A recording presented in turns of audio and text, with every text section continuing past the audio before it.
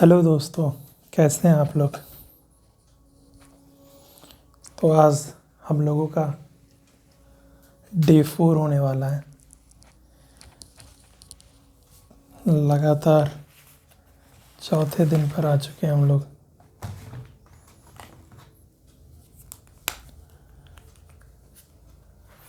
तो क्या बताया जाए। हाँ, न्यूज़ में अभी आप लोग देख रहे होंगे,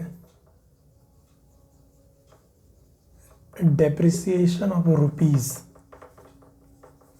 अगेंस्ट फॉरेन एक्सचेंज रिजर्व या अगेंस्ट डॉलर। डॉलर के अगेंस्ट अपना जो करेंसी है वो डेप्रिसिएट कर रहा है। तो इसके रिगार्डिंग बेसिक्स हम लोगों को आना चाहिए। एक तो जनरली अगर आप कुछ नहीं भी समझ पा रहे हो, अगर एक लाइन भी अगर ये याद कर लो कि डेप्रिसिएशन ऑफ रुपीज़ का इफ़ेक्ट क्या होता है कि जो अपना एक्सपोर्ट है वो बढ़ जाता है, एक्सपोर्ट कॉम्पिटिटिवनेस, एक्सपोर्ट इन्हांस हो जाता है, और इंपोर्ट जो है वो कम हो जाता है। तो डेप्रिसिएशन का ऑपोजिट होता है appreciation of currency, appreciation of rupees. तो इस यहाँ पर एक्सपोर्ट आपको कम हो जाएगा, रिड्यूस हो जाएगा, और इंपोर्ट आपको बढ़ जाएगा। ठीक है, अगर आप इतना भी याद रख लोगे तो इससे आपका काम बन जाएगा। अब इसको याद रखना कैसे एक्चुअली, अब हम लोगों को ये देखना है। तो इसके लिए तो हम लोगों को डेप्रिसिएशन का मतलब समझना होगा, एप्रिसिएशन का मतलब समझना होगा। सो डेप्रिसिएशन का मतलब क्या होता है,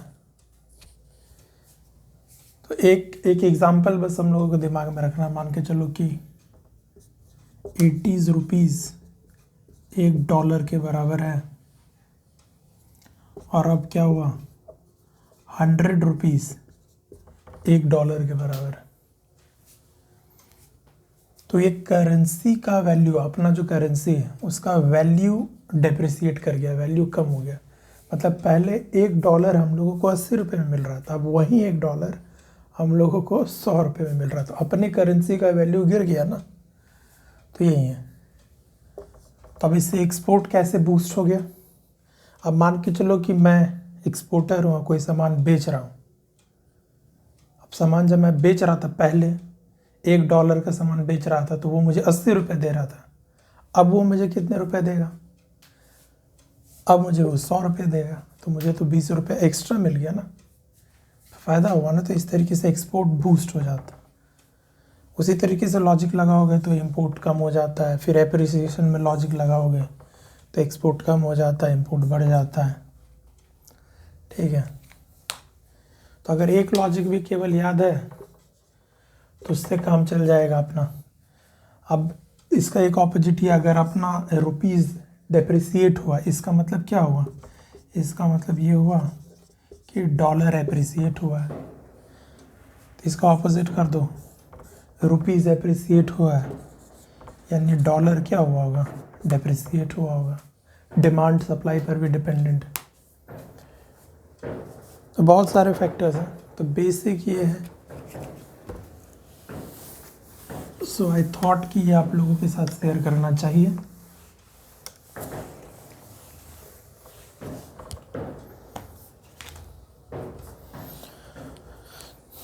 और है, हाँ, एक भी और चल रहा ना जिसमें स्टबल बर्निंग वगैरह,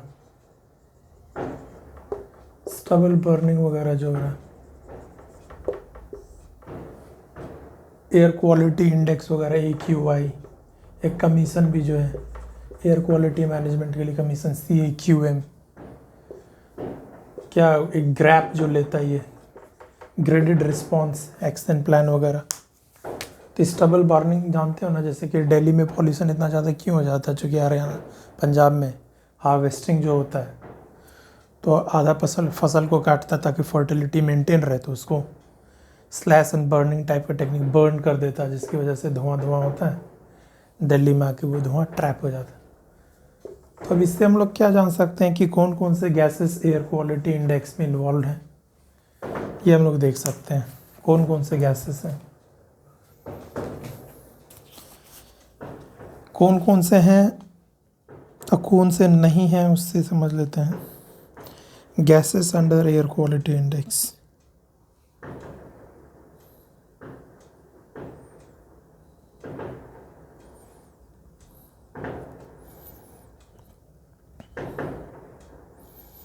एट मेजर पॉल्यूटेंट्स हैं।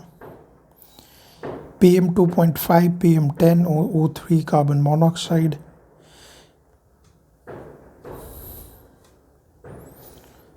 देखिए अब इसमें क्या एक्चुअली में होता है पॉइंट, ये देख लेते हैं हम लोग। एयर क्वालिटी इंडेक्स के अंदर 8 मेजर एयर पॉल्यूटेंट्स हैं, 8 मेजर हैं। 8 में कौन कौन है? एक तो PM 2.5, PM 10, PM पता है particulate matter 2.5, particulate matter 10 micrometre उसका डायमीटर होता है, और सल्फर डाइऑक्साइड होता है आपको, कार्बन मोनोऑक्साइड होता है, कार्बन मोनोऑक्साइड होता है, नाइट्रोजन डाइऑक्साइड होता है, nitrogen dioxide, lead and ammonia. एक होता है लीड, एक होता है अमोनिया, ठीक है, लीड अमोनिया। तो अब इसमें ये याद रखने की ज़रूरत नहीं है, अब इतना कौन याद रखेगा? 8 याद रखने की ज़रूरत नहीं है। क्या याद रख सकते हैं अपन पता है? जैसे कि हमको केवल इतना ही याद है, ये भाई साहब CO2 और CH4। CO2 क्या है? कार्बन डाइऑक्साइड, और CH4 क्या है? मीथेन। ये दोनों तो नहीं है, समझ में आ रहा? ये दोनों नहीं, तो यही ऑप्शन में डालेगा आपको कार्बन डाइऑक्साइड। अच्छा, carbon dioxide green house gases है, मीथेन ग्रीन हाउस गैसेस है, तो एयर क्वालिटी इंडेक्स में भी वो मेजर एयर पॉल्यूटेंट्स तो होगा ही, लेकिन वो एयर पॉल्यूटेंट नहीं है भाई। ये दोनों, ये एयर पॉल्यूटेंट नहीं है, ग्रीन हाउस गैस है, लेकिन वहाँ से आप एयर क्वालिटी इंडेक्स के अंदर इसको नहीं कंसिडर किया जाता, चूँकि ये एयर पॉल्यूटेंट नहीं है। यही ध्यान रखना है इसमें, सबसे इम्पोर्टेंट बात। CO2 और CH4 नहीं है, carbon dioxide and and methane नहीं है। कार्बन मोनोऑक्साइड तो है, ओजोन भी है, O3 भी है, O3 भी है, ओजोन भी है, 2, 2, 4, 2, 6, 2, 8, हाँ ओजोन भी है। लीड अमोनिया भी है, NO2, SO2 भी। ये दोनों नहीं है, बस ये याद रखना। ग्रीन हाउस गैस है लेकिन मेजर एयर पॉल्यूटेंट्स नहीं है अंडर AQI। क्योंकि अगर 4 ऑप्शन देगा, आपसे पूछेगा कि which given options are major air pollutants under AQI, तो जहाँ भी CO2 CH4 उसको एलिमिनेट करो, आंसर निकल जाएगा, बाकी को देखने की ज़रूरत है, ठीक है। तो ये एक अच्छा सा पॉइंट था।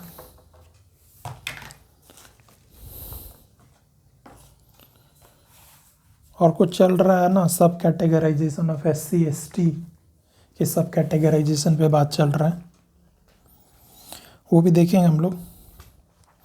कौन कौन सा आर्टिकल यूज़फुल है वहाँ पर, कौन कौन सा आर्टिकल है सब कैटेगराइजेशन के लिए, कौन सा केस लॉ वगैरह है। एक चीज़ और, हाँ, इसके अलावा रेड चिली, रेड चिलीज, ये आपको देखने को मिलेगा वहाँ पर तेलंगाना में, आंध्र प्रदेश में, साउथ इंडिया वगैरह में, तेलंगाना आंध्र प्रदेश में रेड चिली वगैरह। टोबैको भी वहीं पे मिलता है जनरली देखने को, टोबैको तेलंगाना, इसलिए टोबैको बोर्ड, एक बार क्वेश्चन भी आया हुआ ना, टोबैको बोर्ड। टोबैको बोर्ड कहाँ पर था? गुंटूर में। गुंटूर कहाँ पर है सर? आंध्र प्रदेश में। समझ रहे हो? रेड चिली, टोबैको, दोनों कहाँ है? तेलंगाना आंध्र प्रदेश, दोनों आसपास में ही है। आंध्र प्रदेश से ही तेलंगाना निकला है। और टोबैको बोर्ड कहाँ पर है? गुंटूर आंध्र प्रदेश, गुंटूर आंध्र प्रदेश। हाँ, अब ये tobacco, red chilli, so who brought tobacco red chilli in India? India में कौन लाया था इसको? ब्रिटिश नहीं लाया था, ठीक है, ब्रिटिश नहीं लाया था सर, पोर्तुगीज लाए थे, पोर्तुगीज। रेड चिली, टोबैको वगैरह जो पोर्तुगीज आए थे ना पहले, ब्रिटिश से भी पहले पोर्तुगीज आए थे, तो वो लाए थे। तो ये याद रखना, एक स्टेटमेंट था यूपीएससी में, तो उसको आप यहाँ से एलिमिनेट कर सकते हो। बाकी अदर स्टेटमेंट भी सिंपली एलिमिनेट हो जाता है उस क्वेश्चन में। तो समझ में आया? तो ये अगर ये बोलेगा कि टोबैको, रेड चिली वगैरह इंडिया में किसने इंट्रोड्यूस किया? ब्रिटिश ने किया। अगर ऐसा बोला जाए तो वो रॉन्ग स्टेटमेंट, पोर्टुगीज़ ने किया। तो इसलिए थोड़ा सा हिस्ट्री भी याद रखना है। अब वैसे भी अगर रेड चिली, टोबैको का प्रोडक्शन अंदाज़ा लगा सकते हो आप लोग, तेलंगाना आंध्र प्रदेश साउथ इंडिया में, गुंटूर आंध्र प्रदेश में टोबैको बोर्ड भी है, कर्नाटका में कॉफ़ी बोर्ड है, कोलकाता में टी बोर्ड है।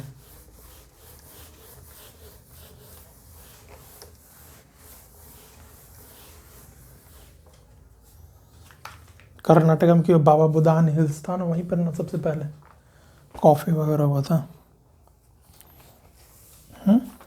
एक स्कीम भी है चर्चे में जो 2019 में आया था,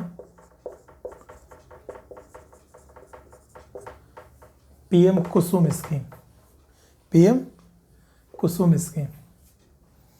अब कैसे याद रखोगे कि किस चीज़ से रिलेटेड है, क्या है, नहीं? तो केवल अगर फुल फॉर्म आप याद रख लोगे तो काम बन जाएगा। फुल फॉर्म इसका किसान ऊर्जा संरक्षण, किसान ऊर्जा संरक्षण, संरक्षण, संरक्षण अनुत्थान महाअभियान। किसान ऊर्जा संरक्षण, ऊर्जा मतलब एनर्जी, एनर्जी सिक्योरिटी से रिलेटेड, फार्मर्स के एनर्जी सिक्योरिटी से रिलेटेड। जो फार्मर्स का फार्म है, फार्म लैंड जो है ना, तो उसको क्या करना है? डीजलाइजेशन करना है। क्या होता है? जो भी मोटर वोटर, पंप, स्टोरेज वगैरह जो भी लगता है सारा कुछ डीजल पे चलता है। तो डीजल तो जान ही रहे हो आप लोग, नॉन रिन्यूएबल एनर्जी। तो डीजल का यूज होता है बहुत जगह, तो इसीलिए इसको डीजलाइजेशन करना है। कैसे करोगे? वाया सोलराइजेशन, सोलराइजेशन से, समझ आ गया? सोलराइजेशन से सोलर पावर प्लांट वगैरह लगा के आप देखे होगे, फार्म लैंड पर भी सोलर पावर प्लांट वगैरह लगा रहता है, उससे फिर मोटर वगैरह चलता है, इरिगेशन वगैरह होता है। तो अगर ये बोला जाए कि under PM Kusum Yojana solar power plants are installed in farm land, तो ऑब्वियसली ये ट्रू स्टेटमेंट है। तो कुसुम योजना है एनर्जी सिक्योरिटी के लिए, किसान ऊर्जा संरक्षण उत्थान योजना, और इससे फार्मर का इनकम भी बढ़ता है। समझ गया? तो ये मेन ऑब्जेक्टिव है इसका, पीएम कुसुम योजना का। 2019 में ये लॉन्च हुआ था। सब्सिडी वगैरह मिलती है इसमें फार्मर को, अप टू 50% सब्सिडी मिलता है इसमें सोलर पावर प्लांट इंस्टॉल करने के लिए। ठीक है, तो कौन सी मिनिस्ट्री, कौन सी मिनिस्ट्री बताइए? क्या मिनिस्ट्री ऑफ एग्रीकल्चर? जी नहीं, ministry of new and renewable energy, ministry of new and renewable energy. अब देख लो, पीएम कुसुम कैसे किसान सोच के एग्रीकल्चर वगैरह मारोगे, ऊर्जा वगैरह से रिलेटेड है ना। तो अगर दूसरा स्टेटमेंट चेंज कर दिया, कहीं पर कोई और मिनिस्ट्री डाल दिया, मिनिस्ट्री ऑफ एग्रीकल्चर हो, तो गलत होगा। तो ये मिनिस्ट्री के द्वारा इम्प्लीमेंट किया जाता है। It is the nodal agency to implement Kusum योजना। MNRE, new and renewable energy. ठीक है, सब्सिडी भी मिलता है इसके अंदर, अप टू 50% सब्सिडी मिल जाता है। ठीक है, तो बस इतना ही बात याद रखना। क्या सब्सिडी मिलता है पीएम कुसुम के अंदर? ऑब्वियसली मिलता है। अभी सोलर पावर प्लांट इंस्टॉल करने के लिए हर स्कीम में मिल रहा है सब्सिडी। और कौन सा ministry of new and renewable energy, main objective solarization, dieselization. Full form याद रख लो, ऊर्जा संरक्षण, एनर्जी सिक्योरिटी। ठीक है, तो ये है पीएम कुसुम योजना।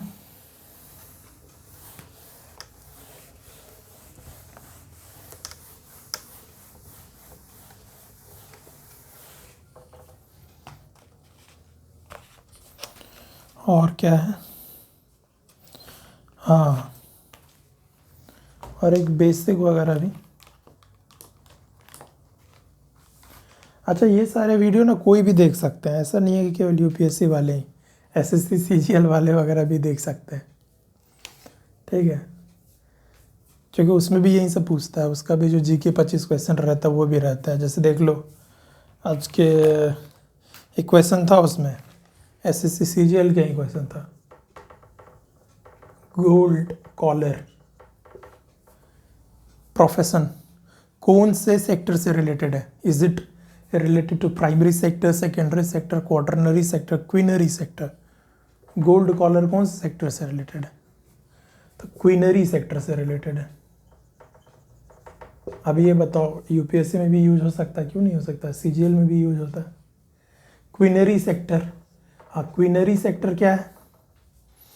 क्वीनरी सेक्टर जैसे कि गवर्नमेंट ऑफिशियल्स वगैरह, जो बिजनेस एग्जीक्यूटिव्स वगैरह सब जो है एकदम हाई पोस्ट वगैरह पर, वो सब क्वीनरी सेक्टर में कहलाते हैं।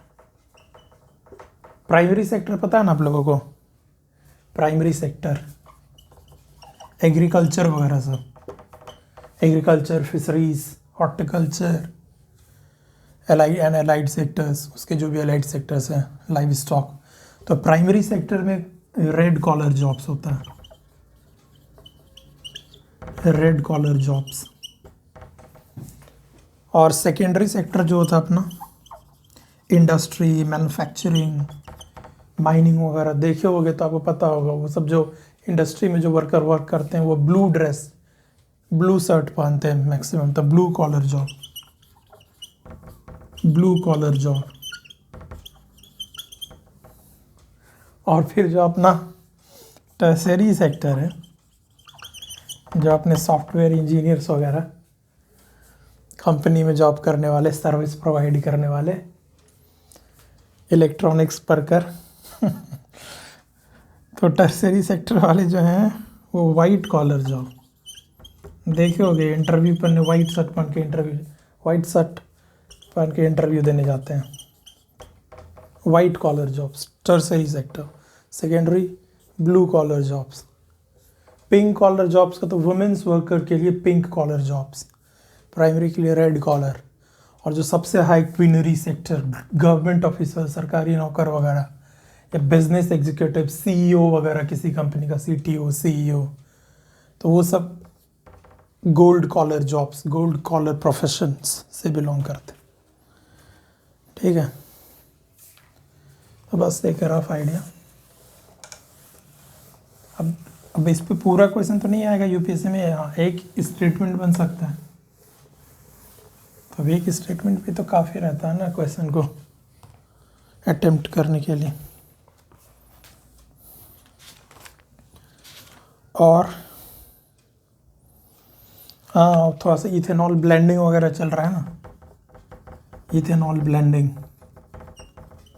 अपना टारगेट क्या है?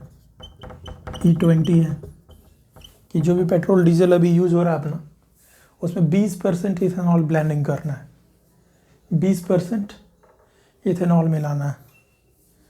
ठीक है, तो इथेनॉल ब्लेंडिंग का E20 टारगेट है।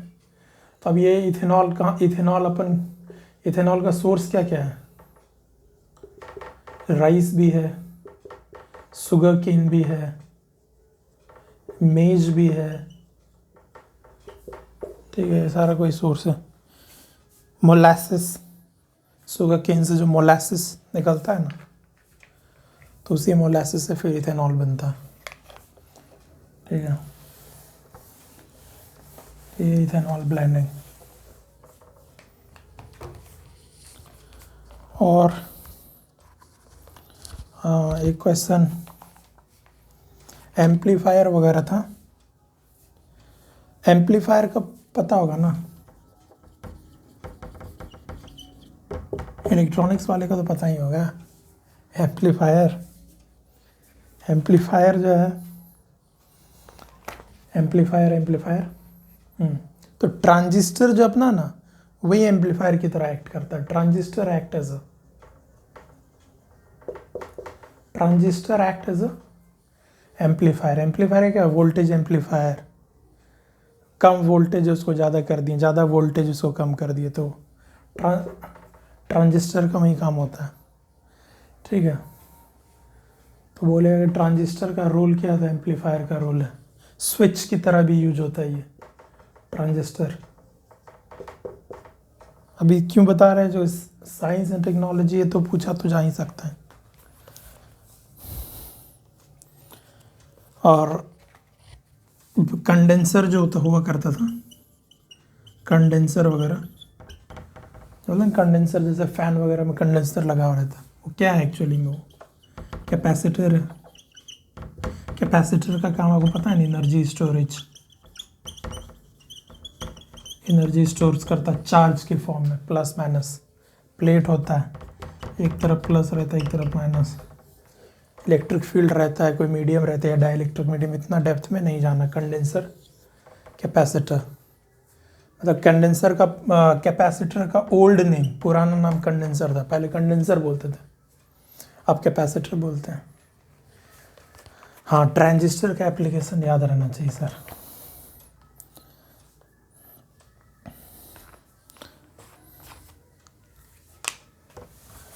और जैसे ये माइक्रोफोन यूज कर रहे हैं, तो ये माइक्रोफोन आपको ट्रांसड्यूसर है। ट्रांसड्यूसर, माइक्रोफोन क्या है, ट्रांसड्यूसर है। ट्रांसड्यूसर का मतलब जो कि एनर्जी के एक फॉर्म को दूसरे फॉर्म में कन्वर्ट करता है। तो ये माइक्रोफोन जो है, देखो वो साउंड एनर्जी जो अभी हम साउंड प्रोड्यूस कर रहे हैं, उस साउंड एनर्जी को ये किस में कन्वर्ट कर रहा है, इलेक्ट्रिकल एनर्जी में। इलेक्ट्रिकल एनर्जी में, तो यही होता है ट्रांसड्यूसर का काम। तो माइक्रोफोन क्या है, ट्रांसड्यूसर। तो जो टेलीफोन, मोबाइल वगैरह में जो माइक्रोफोन होता है, वो कंडेंस्ड ट्रांसड्यूसर होता है, उसमें कैपेसिटर भी होता है। खैर, इतना डेप्थ में नहीं जाना, केवल ये समझ लेना है कि ट्रांसड्यूसर का मतलब क्या होता है। ट्रांस मतलब एकदम चेंज कर देना, एनर्जी के एक फॉर्म को दूसरे फॉर्म में चेंज करता है। ट्रांजिशन का मतलब क्या है, ट्रांजिस्टर, वो भी वोल्टेज, लो वोल्टेज को हाई वोल्टेज में, हाई वोल्टेज को लो वोल्टेज में चेंज करता है। और कंपनसेटरी एफॉरेस्टेशन आप लोग को पता ही होगा। खैर, इसके बारे में भी पढ़ेंगे हम लोग एनवायरनमेंट में। कंपनसेटरी एफॉरेस्टेशन का बेसिक फंडा यही है कि ये मान के चलो कि इस लैंड पर फॉरेस्ट है और उस फॉरेस्ट को हमने हटाया, वहाँ पर कोई लीनियर प्रोजेक्ट, कोई डेवलपमेंटल प्रोजेक्ट, रोड वगैरह, इंफ्रास्ट्रक्चर बनने वाला, तो वहाँ से तो हटा दिए। अब उसके बदले क्या नियम है, रूल क्या है कि जितना फॉरेस्ट अभी हम लोग यहाँ से क्लीन किए हैं, अब उसके बदले उतना फॉरेस्ट आपको कहीं और पर प्लांट करना होगा, कॉम्पनसेशन करना होगा। एफॉरेस्टेशन, तो कॉम्पनसेटरी एफॉरेस्टेशन, यही है कहने का मतलब उसका। ठीक है,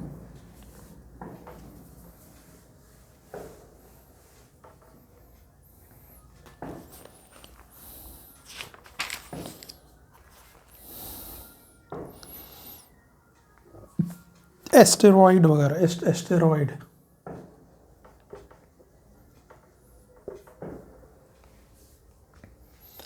एस्टेरॉयड आपको पता नहीं क्या है? जो अपना जैसे ये सन है, शुरुआत में ये 4 प्लैनेट है, फिर लास्ट में ये 4 प्लैनेट है। ममेम सन तो पर ही होगा ना आप लोग। तो शुरुआत का 4 प्लैनेट अर्थ लाइक प्लैनेट है, इसलिए इसको टेरेस्ट्रियल प्लैनेट बोलते हैं, इनर प्लैनेट बोलते हैं। लास्ट का 4 प्लैनेट जो है ये जोवियन प्लैनेट है, जोवियन प्लैनेट है। शुरुआत का 4 प्लैनेट टेरेस्ट्रियल प्लैनेट, टेरेस्ट्रियल का मतलब अर्थ लाइक, जोवियन का मतलब जुपिटर लाइक प्लैनेट है। समझ में आया? तो ये और ये जो चारों प्लैनेट ये आपको रॉक्स का बना हुआ है, ठीक है, और ये जो है आपको गैसेस एंड डस्ट का बना हुआ है। तो इस 4 प्लैनेट का सिमिलैरिटीज है, इस 4 प्लैनेट का, तो ये 4 अलग है, ये 4 अलग है, ठीक है। तभी हम क्यों बता रहे हैं ये इसीलिए बता रहे हैं सर, क्योंकि यहीं पर जो है ना एस्टेरॉयड का बेल्ट है, एस्टेरॉयड का बेल्ट है यहीं पर। मतलब प्लैनेट देखोगे ना सोलर सिस्टम में, तो ये 4 प्लैनेट अपने जो सन की ओर घूम रहा है, तो बीच में छोटा छोटा पत्थर की तरह आपको घूमता हुआ बहुत सारा एकदम एक बेल्ट होगा, तो वहीं तो क्वेश्चन पूछता है भी कि एस्टेरॉयड का बेल्ट कौन 2 प्लैनेट के बीच में है। तब लोग सोचने लगते हैं कि मार्स और इसके बीच में है कि किसके बीच में है, जुपिटर सैटर्न के बीच में कि मार्स जुपिटर। सीधा से समझो नहीं है सर, 4 प्लैनेट सेम है, ये 4 प्लैनेट अलग है। 2 ग्रुप है, ये ग्रुप है, ग्रुप, तो ग्रुप के बीच में ही होगा ना boundary. Obviously Mars and Jupiter के ही बीच में होगा और किसी के बीच में हो ही नहीं सकता। हाँ, यहाँ पर आपको एक है क्यूपर बेल्ट है, क्यूपर बेल्ट है। नेपच्यून के बगल में क्यूपर बेल्ट है। यहाँ पे पूछता है कि प्लूटो के पहले, बिफोर प्लूटो, कौन सा बेल्ट है? क्यूपर बेल्ट है। प्लूटो तो अब ड्वार्फ प्लैनेट की कैटेगरी में आता है ना, 2006 तक ही था। बचपन में बहुत कन्फ्यूजन होता था सर, पहले तो था प्लूटो, अब क्या हो गया? तो कुछ नहीं हुआ, बस वो ड्वार्फ प्लैनेट की कैटेगरी में चले गया है। तो ये बात समझ लेना, ठीक है। यहाँ पर है एस्टेरॉयड बेल्ट।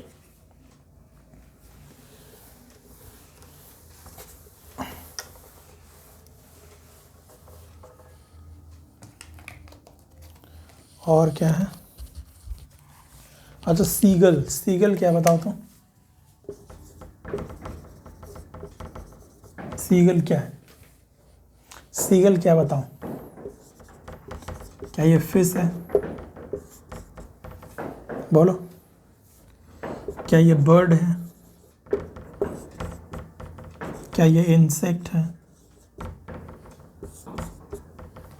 और क्या ऑप्शन है? नन ऑफ द एबव मान लो ना।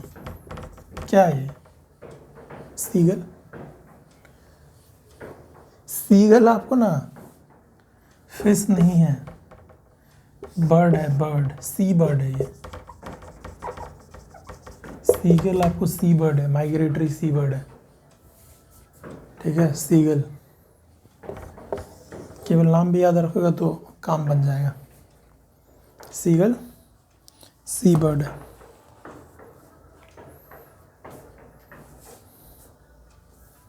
ठीक है।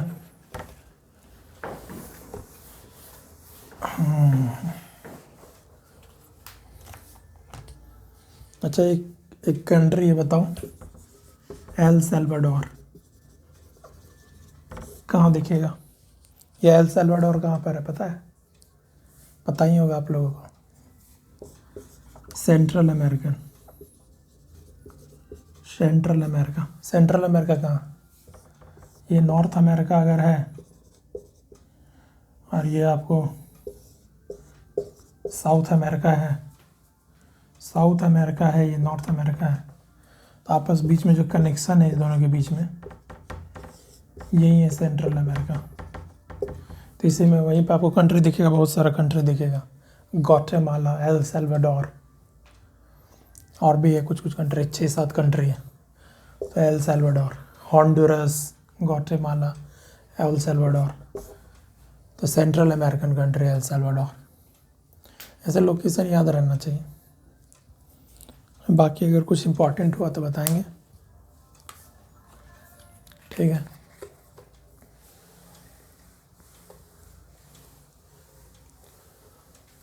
ये तो हो गया। अच्छा, कल के वीडियो में मैंने बोला था कि आप लोगों को आयरन एज के बारे में बताऊंगा। एक मिनट देख लेते हैं आयरन एज।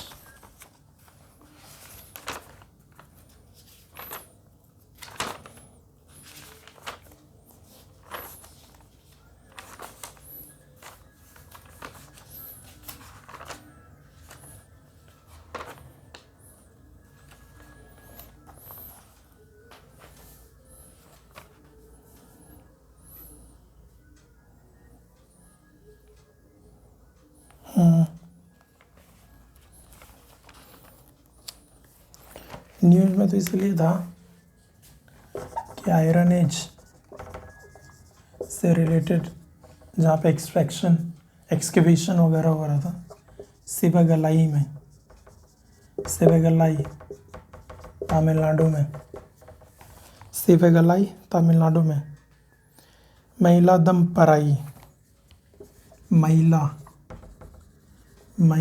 पराई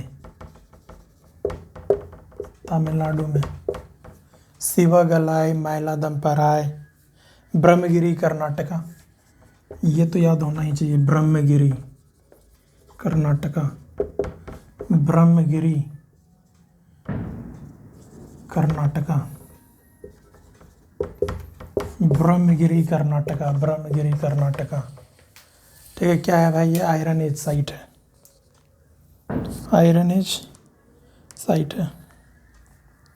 आयरन एज साइट है ना ये सब। सिवागलाई, मैलादम्पराई, ब्रह्मगिरी, गच्चीबौली तेलंगाना। ठीक है, अब इसमें ये याद रखो सर कि अब जैसे इसमें बेसिक था, ठीक है। तो ये एक्चुअली न्यूज़ में था कि सिवागलाई मैलादम्पराई, इसीलिए iron age, Brahmagiri Karnataka iron as.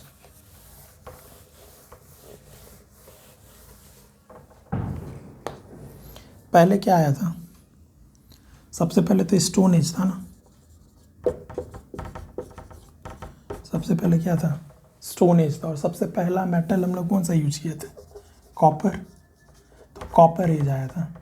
इसी कॉपर एज को हम लोग क्या बोलते हैं? Chalcolithic as. उसके बाद ब्रॉन्ज आया, ब्रॉन्ज एज आया। अब कभी कभी क्या होता है कि बहुत दिनों के बाद पढ़ते तो लोगों को कन्फ्यूजन होने लगता है कि भाई कॉपर एज पहले आया था कि ब्रॉन्ज। ये याद रहता है कि हाँ सबसे पहले स्टोन एज आया था, इन कॉपर आया था कि ब्रॉन्ज आया था कि कॉपर। तो भाई ब्रॉन्ज क्या है? एलॉय है। ब्रॉन्ज किसका एलॉय है? चलो एलॉय सीख लो थोड़ा सा। एलॉय इज अ मिक्सचर, याद रखना, और कंपाउंड नहीं है। कभी कभी स्टेटमेंट दे देगा एलॉय इज अ कंपाउंड, नहीं कंपाउंड नहीं है। कंपाउंड में क्या होता है? फिक्स प्रोपोर्शन में होता है। एलॉय मिक्सचर है, प्रोपोर्शन फिक्स्ड नहीं होता। तो एलॉय कंपाउंड में डिफरेंस है। एक होता है ब्रास भी क्या आपका एलॉय है। एक होता है ब्रॉन्ज भी क्या आपका एलॉय है। दोनों ही कॉपर का एलॉय है। अच्छे से लिख देते हैं, कॉपर का एलॉय है। अब देखो, ब्रास में एस है, ब्रॉन्ज में जेड है ना। तो ब्रास में एस है तो टीन, एसएन टीन ब्रॉन्ज में आएगा। ब्रॉन्ज में जेड ई है तो जिंक इसमें जाएगा। समझ में आ गया? ब्रास और ब्रॉन्ज को कैसे याद रखोगे? ऐसे याद रखना। ब्रास दोनों कॉपर का एलॉय है, ब्रास का एस इसमें आ गया, ऐसे ब्रॉन्ज का इधर भाग गया, ऐसे हो गया। ठीक है, तो अब देखो भाई, ब्रॉन्ज जो है कॉपर का एलॉय है, तो पहले कॉपर एज आया होगा, पहले कॉपर का यूज करेंगे, फिर ना कॉपर के साथ दूसरे मटेरियल को मिक्स करके ब्रॉन्ज एज में एंटर करेंगे अपन। कॉपर तो आए पहले, इसीलिए कॉपर फिर ब्रॉन्ज, और उसके बाद फिर आयरन एज,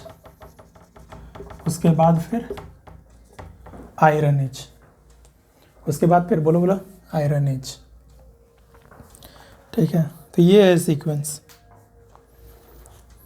ये है सीक्वेंस। हाँ, स्टोन एज जो है अपना, इसी को 3 भाग में अपन डिवाइड किए हैं। किसमें किसमें पता होगा आप लोगों को? Palaeolithic age, mesolithic age and neolithic age, यही था ना? Palaeolithic, mesolithic and neolithic. तो पैलियोलिथिक, फिर मीजोलिथिक, फिर नियोलिथिक, फिर उसका चाल्कोलिथिक, फिर ब्रॉन्ज, फिर आयरन।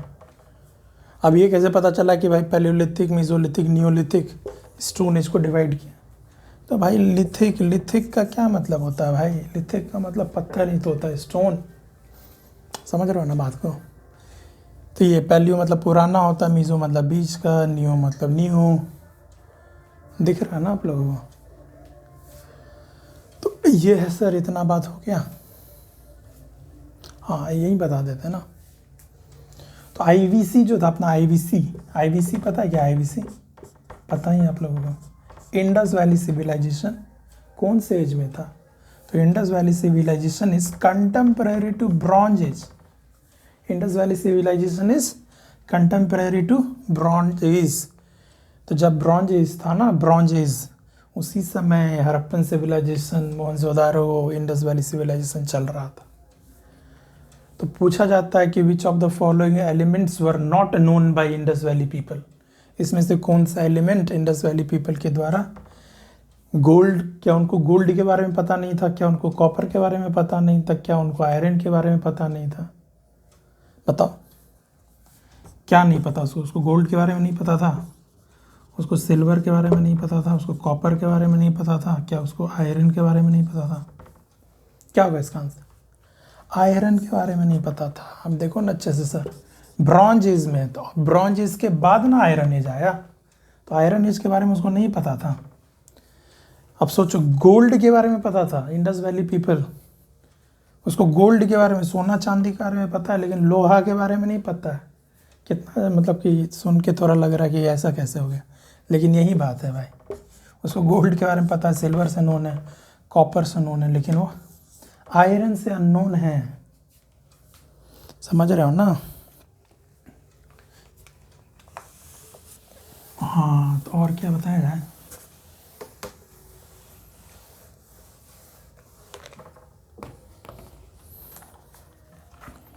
तो हाँ, आयरन एज तब कब आया आपको सर? तो अब इंडस वैली के बाद क्या पढ़ते हो? इंडस वैली के बाद सीधा वैदिक पीरियड पढ़ते हो। तो वैदिक पीरियड पढ़ते हैं, तो वैदिक पीपल, ऐसा स्टेटमेंट रहता है, Vedic people were known to iron, लेकिन Indus valley people were unknown to iron. तो बात एकदम सही है, क्योंकि आयरन एज कब स्टार्ट हुआ? Early iron age. Early iron age जो है आपका, वो लेटर वैदिक पीरियड में स्टार्ट हुआ। मतलब ये दोनों पीरियड ओवरलैप कर रहा है बेसिकली। जब लेटर वैदिक पीरियड स्टार्ट हुआ तो उसी समय के पीरियड को early iron age, contemporary to each other. ठीक है, उसके बाद क्या था? जनपद, महाजनपद, मौर्यन, फिर लेटर के बाद मिडिल आयरन एज, तो उस समय जनपद आया था, जनपद। फिर लेट आयरन एज, तो महाजनपद। महाजनपद के बारे में आपको पता है ना? वज्जी, और भी बहुत सारा है, मगध, कौशाम्बी, और उसके बाद मौर्यन। तो जब मौर्यन एज था, महाजनपद एज था, तो उस समय late iron age, middle iron age था। तो ये मतलब सीक्वेंस इसका है। किसका है? किसका है बोलो? आयरन एज के बारे में।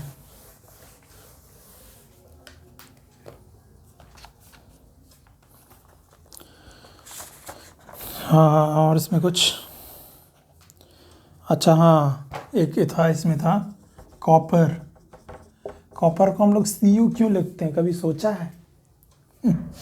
इसीलिए लिखते हैं क्योंकि कॉपर का लैटिन नेम, ग्रीक नेम, जो भी नेम, क्यूप्रम, क्यूप्रम है कॉपर का, क्यूप्रम नेम। तो उस क्यूप्रम से CU आ गया कॉपर। अब क्यूप्रम नेम क्यों पड़ा? तो सिप्रस आइलैंड। अच्छा चलिए, आप लोग भी कुछ मेहनत कीजिए, तो बताइए तो ये सिप्रस आइलैंड कहाँ पर है, मैप में देखकर कमेंट में बताइए, नहीं तो अगले वीडियो में तो हम बता ही देंगे आप लोगों को सिप्रस आइलैंड कहाँ पर है। बता सकते हैं लेकिन अभी नहीं बताऊंगा मैं, आप लोगों को बताना है, कमेंट बॉक्स में बताइए वेयर इज सिप्रस आइलैंड। ठीक है, इस तरीके से सिप्रस आइलैंड से मिला तो भी जाके पता चला कॉपर के बारे में।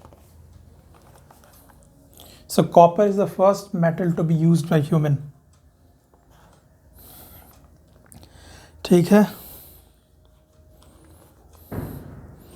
और इसमें क्या है, painted grey ware culture, iron age. Iron age जो है ना, PGW कल्चर से पेंटेड ग्रे वोर कल्चर। जब आयरन एज चल रहा था तो उस समय जो पोट्री वगैरह बन रहा था वो पेंटेड ग्रे पोट्री वगैरह बन रहा था। तो PGW कल्चर कौन से टाइम पीरियड में था? तो आयरन एज के टाइम पीरियड में था PGW कल्चर। ठीक है, तो इंडस वैली सिविलाइजेशन के टाइम में नहीं था PGW कल्चर। किसके टाइम में था? आयरन एज के टाइम में था PGW कल्चर। कौन से टाइम में था? बोलो बोलो। आयरन एज के टाइम में था। ठीक है, और यही चीज़ अब देखो, एक्चुअली में क्या बात है कि अपन तो हम लोग जैसे पढ़ रहे थे ना, अभी हम लोग जो पढ़ रहे थे कि कॉपर एज था, फिर आयरन एज आया। ना कॉपर एज था, फिर ब्रॉन्ज एज आया, फिर आयरन एज आया, है ना पर हम लोग। तो ये मतलब, लेकिन साउथ इंडिया में क्या बोला जा रहा है कि कॉपर एज से डायरेक्ट आयरन एज में आ गया। साउथ इंडिया में क्या हुआ कि कॉपर एज से डायरेक्ट आयरन एज में आ गया, ये ब्रॉन्ज एज स्किप कर दिया साउथ इंडिया। तो इसीलिए बोलता है कि आयरन एज सबसे पहले ना साउथ इंडिया में स्टार्ट हुआ। मतलब आयरन एज मतलब आयरन जो सबसे पहले साउथ इंडिया में पाया गया, इसीलिए सिवागलाई तमिलनाडु, मलयादमपराई तमिलनाडु, और बोलो ब्रह्मगिरी कर्नाटका, साउथ इंडिया जो भी आयरन एज के साइट्स हैं साउथ इंडिया में। चूँकि बोला जा रहा है कि नॉर्थ इंडिया में तो पहले कॉपर एज आया, फिर Indus valley civilisation, bronze age, फिर आयरन एज। साउथ इंडिया बोला ना, सीधा आयरन एज में आना अपने को। ठीक है, तो इसीलिए मतलब साउथ इंडिया से रिलेटेड है। और PGW कल्चर याद रख लेना भाई। और इसमें एक पॉइंट है, मेगालिथिक ब्यूरियल्स। हाँ, तो अभी जैसे बताया PGW कल्चर साउथ इंडिया में, PGW कल्चर, अरे यार PGW कल्चर जो है आयरन एज में जो था तो ये बेसिकली नॉर्थ इंडिया में था। साउथ इंडिया में जब आयरन एज था ना, तो वहाँ का एक कैरेक्टरिस्टिक्स था मेगालिथिक ब्यूरियल्स। साउथ इंडिया में आयरन एज के पीरियड में था मेगालिथिक ब्यूरियल्स। मतलब मेगालिथिक, मेगा मतलब बड़ा, लिथिक मतलब पत्थर, बड़ा बड़ा पत्थर से ब्यूरियल बनाया जाता था। लोगों को जहाँ पे दफनाया जाता था वहाँ पे एक बड़ा सा पत्थर लगा दिया जाता था ऊपर से। ठीक है, एक तरीके का जैसे डोम वोम जैसे भी कैसे बनता। तो मेगालिथिक ब्यूरियल्स आयरन एज के साउथ इंडिया में। तो अब इसमें ये याद रखना जरूरी है, कहाँ कहाँ भैया। सबसे पहला साइट पता है कौन है? आदिचनल्लूर इन तमिलनाडु। मेगालिथिक ब्यूरियल साइट्स का नाम याद रख लेना। पहला साइट आदिचनल्लूर तमिलनाडु में, सबसे पहला site of what? Megalithic burials, Adichanallur Tamil Nadu. कहाँ पर है आदिचनल्लूर तमिलनाडु? मेगालिथिक ब्यूरियल्स का पहला साइट। पहला तो याद कर लो यार, Adichanallur megalithic burials iron age के टाइम में। ठीक है, मेगालिथिक ब्यूरियल्स आदिचनल्लूर। और एक है नागार्जुनकोंडा आंध्र प्रदेश, हल्लूर एंड मस्की इन कर्नाटका। और कौन कौन है देखो, Hallur and Maski in Karnataka, Hallur and Maski in Karnataka. और एक है नागार्जुनकोंडाइन, नागार्जुनकोंडाइन आंध्र प्रदेश। नागार्जुनकोंडा आंध्र प्रदेश में, वहाँ भी मेगालिथिक ब्यूरियल्स मिला। सबसे पहला site to be extracted as megalithic burials कौन सा था? आदिचनल्लूर तमिलनाडु। हल्लूर एंड मस्की, हल्लूर एंड मस्की क्या है, क्या है, बोलो बोलो। Megalithic burials. तो हल्लूर एंड मस्की इन कर्नाटका किस चीज़ से रिलेटेड सुन रहे ना? मेगालिथिक ब्यूरियल से सुन रहे हैं, ये याद रखना। और नॉर्थ इंडिया में बताएं आपको, ये था नॉर्थ इंडिया का प्रॉपर्टी। नॉर्थ इंडिया में आयरन एज में पीजीडब्ल्यू कल्चर, और साउथ इंडिया में आयरन एज में मेगालिथिक ब्यूरियल कल्चर। ये है डिफरेंस। जब नॉर्थ इंडिया में आयरन एज आया तो उस समय कौन सा कल्चर था? PGW culture. और साउथ इंडिया में जब आयरन एज आया तो उस समय मेगालिथिक ब्यूरियल कल्चर, ये कल्चर था। ये बात याद रख लो। तो अब इससे पहले क्या था बताओ? आयरन एज से पहले, आयरन एज से पहले कौन सा एज था नॉर्थ इंडिया में? Bronze age, IVC, Indus valley civilization. उस समय कौन सा कल्चर चल रहा था? Black and red pottery culture. Black and red pottery culture. उससे देखो, उसके बाद पेंटेड ग्रे से पहले black and red pottery culture आ चुका था, Indus valley civilisation, bronze age के टाइम में। उसके बाद पीजीडब्ल्यू कल्चर आया, तो आयरन एज में। तो ये समझ लेना नॉर्थ इंडिया का ही है। तो पहले black and red pottery culture, अच्छा सामने देखना रहता ना, black and red pottery culture. फिर उसके बाद PGW culture, black and red pottery culture and PGW culture. हाँ, ब्रह्मगिरी इन कर्नाटका। बताओ ब्रह्मगिरी इन कर्नाटका कहाँ सुने थे, जल्दी बताओ। ब्रह्मगिरी इन कर्नाटका हम लोग सुने हैं कहाँ सुने हैं? जहाँ पे शिवागला इन तमिलनाडु के बारे में सुने थे, वहीं पर सुने थे। जहाँ पे मलिया दम्पराई तमिलनाडु के बारे में सुने थे, वहीं सुने थे। आयरन एज साइट था ब्रह्मगिरी, क्या था? Iron age site. Hallur Maski का नाम कहाँ सुने अपन? मेगालिथिक ब्यूरियल्स, आयरन एज में, साउथ इंडिया। और पहला megalithic burial Adichanallur Tamil Nadu. So I think, देखिए कितना टाइम हो गया।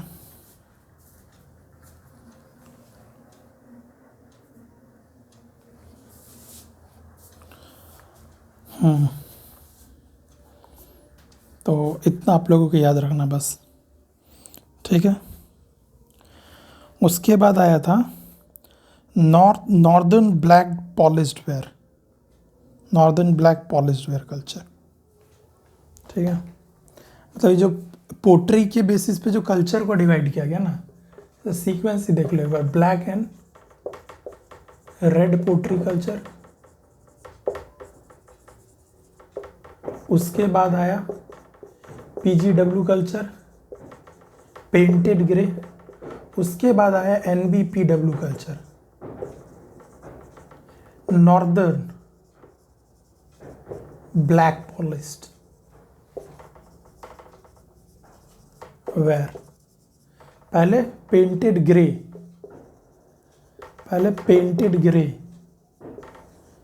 यह आया था आयरन एज के टाइम में था ये, ठीक है। और उसके बाद देखो पीजीडब्ल्यू कल्चर के बाद एनबीपीडब्ल्यू कल्चर। पहले ग्रे से पेंट किया, फिर ब्लैक पॉलिशिंग स्टार्ट हुआ। पॉलिश तो लेट से हुआ ना, ब्लैक। और सबसे पहले ब्लैक एंड रेड पोट्री। ये सीक्वेंस है, टाइमलाइन है नॉर्थ इंडिया में।